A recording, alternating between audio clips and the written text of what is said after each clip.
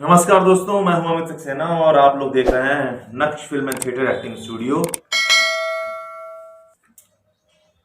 आपने गीता का श्लोक अगर पढ़ा होगा तो उसमें ये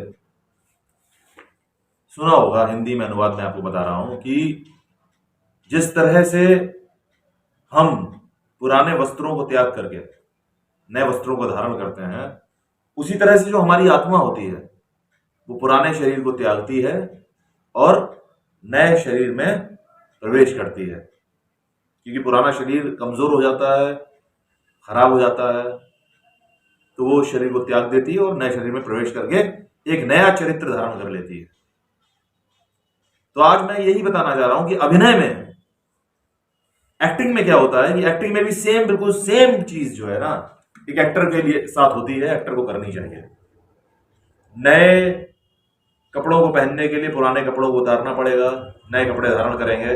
और देखिए कितना सरल एक तरीका बताया है। गीता इसलिए बोला जाता है कि गीता में आपके हर सवाल का जवाब है। कितना सरल तरीका बताया गया है मित्रों कि अगर आप पठानी सूट पहन लेते हैं तो आप भले ही ब्राह्मण हैं, किसी भी जात के हैं, लेकिन आप मुस्लिम दिखने लगते हैं। अगर आपको मुसलमान बनना है तो आपको पठानी सूट पहन लिया जाए अगर, और एक सर पे टोपी लगा ली जाए, तो आप मुसलमान दिखने लगते हैं। अगर आप मुस्लिम हैं या सरदार पंजाबी हैं, किसी भी और धर्म के हैं, और अगर आप धोती कुर्ता पहन लें, धोती पहन लें, तो आप ब्राह्मण दिखने लगते हैं, हिंदू दिखने लगते हैं, पंडित दिखने लगते हैं। तो देख रहे, मैं कहना क्या चाहता हूं? मेरे कहने का मतलब सिर्फ इतना है कि पुराने वस्त्रों को त्याग करके आप नया वस्त्र धारण करते हैं, किसी भी तरह किसी और धर्म जाति का, तो आप वैसे दिखने लगते हैं। आप सपोज करिए आप किसी हिंदू परिवार में आपका जन्म हुआ, आपने पूरा जीवन जिया और आप खत्म हो गए। सनातन पद्धति के अनुसार दोबारा जन्म होता है। आपका दोबारा जन्म हुआ, वो किसी मुस्लिम परिवार में हुआ, तो आप मुस्लिम हैं। यानी कि आत्मा ने अपने पुराने घर को छोड़ा, पुराने शरीर को छोड़ा और एक नए शरीर में प्रवेश किया, लेकिन वो अब किसी और धर्म से बिलोंग करती है, तो वो अब वो कहलाएगी। उसी तरह से अभिनेता को क्या करना चाहिए कि जो चरित्र वो निभा रहा होता है,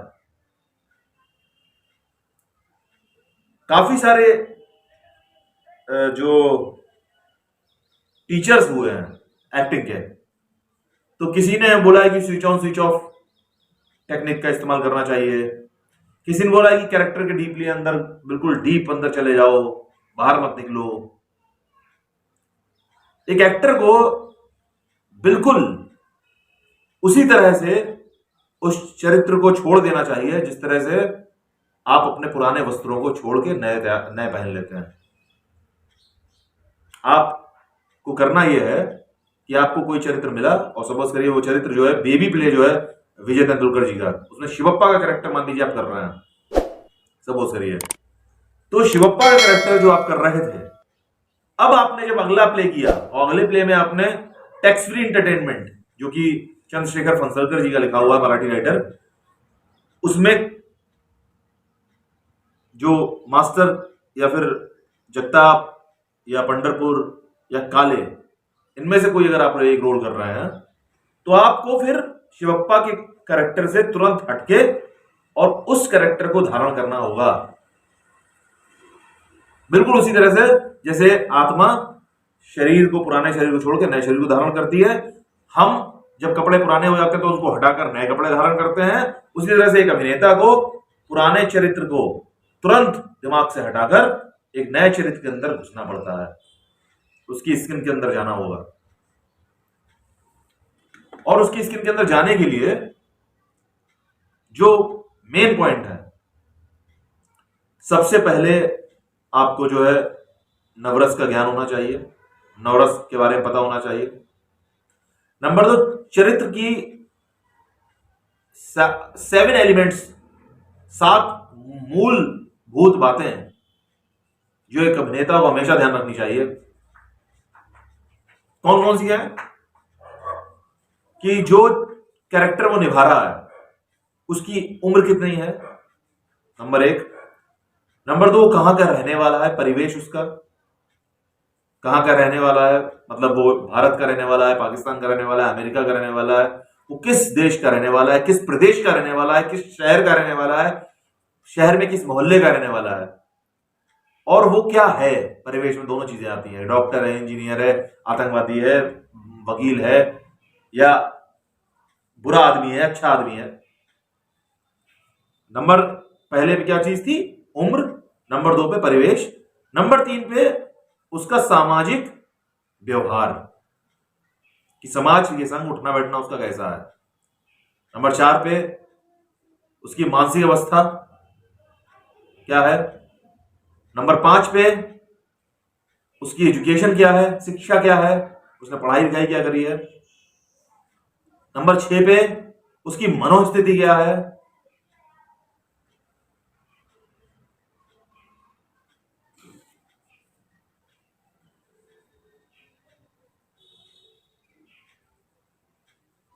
और नंबर 7 पे उसकी भाषा क्या है।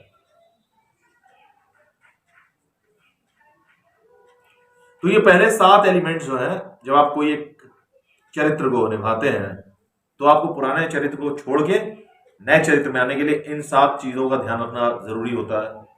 नवरस का ध्यान रखना जरूरी होता है।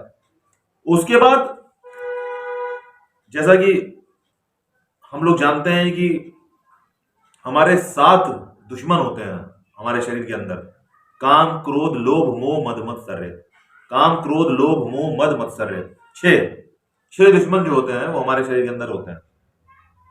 अब हमें करना क्या है, हमें इन 6 दुश्मनों को जानना है कि हमें किससे काम क्रोध लोभ मोह मद मत्सर्य हमारे अंदर कैसे पैदा होता है, क्यों पैदा होता है, किसके लिए पैदा होता है, ये हमें जानना है।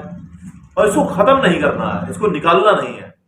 अगर आपके अंदर मत्सर है, मतलब ईर्ष्या पैदा होती है किसी के लिए, तो उसको आपको जानना है कि किसके लिए ईर्ष्या पैदा होती है और क्यों ईर्ष्या पैदा होती है, और उसको जान के अपने सबकॉन्शियस माइंड में सेव कर लेना है। ऐसे ही आपको काम क्रोध लोभ मोह मद मत्सर इन सब के बारे में जानकारी इकट्ठी करनी है अपने अंदर की, और उन सबको सेव कर लेना है अपने सबकॉन्शियस माइंड के अंदर।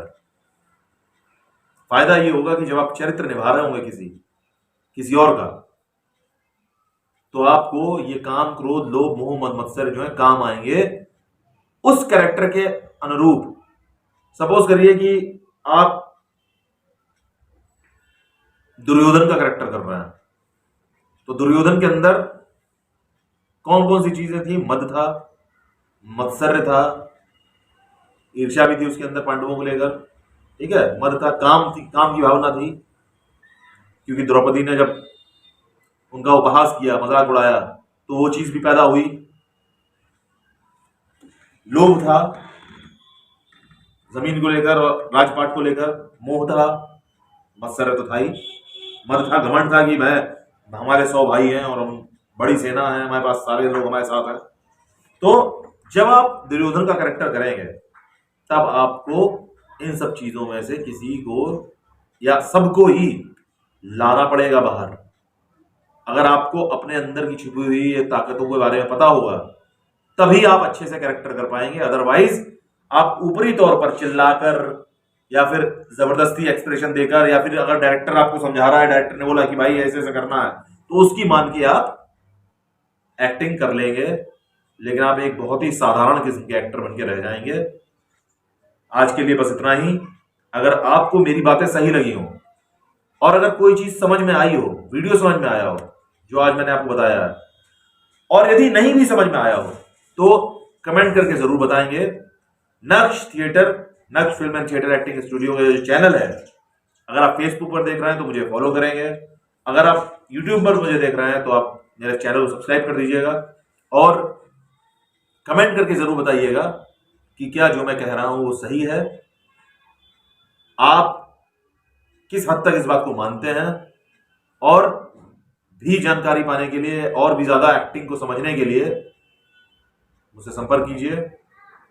डिस्क्रिप्शन में मेरा नंबर है, अगर नहीं है तो आप मुझसे पूछ सकते हैं नंबर मैसेज करके। Thank you very much.